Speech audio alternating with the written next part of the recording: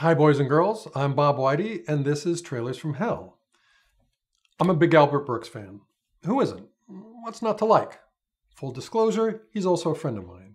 But I was a fan long before I was a friend, and his 1985 film Lost in America is maybe my favorite Albert Brooks film, and one of my favorite films, period.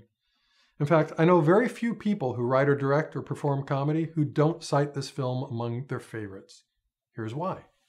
You're just nervous about tomorrow. Albert plays David Howard, an advertising executive who's expecting a big promotion and pay raise at work, but it doesn't go exactly as planned. In a moment of questionable judgment, he burns all his bridges with his boss and the agency and convinces his wife Linda, played by Julie Hagerty, that it's time to sell their home, divest themselves of all their holdings, and with their nest egg, buy a motorhome and live out the rest of their days on the road, beholden to no one, just like the characters in David's favorite movie, Easy Rider. Once again, things don't go exactly as planned.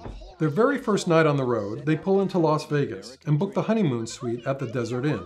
The next morning, David wakes up alone, heads down to the casino, and discovers Linda at a roulette table, displaying a side to her he's never seen before. And wouldn't you know it, there goes the nest egg. That little monkey wrench is what you call comedy gold. Co-written by Brooks and the late Monica Johnson, Lost in America brings out all the best comedic traits we associate with Brooks' persona. Nobody does angry funnier than Brooks, and after you see this film, you'll never again hear the phrase nest egg without breaking into a big grin.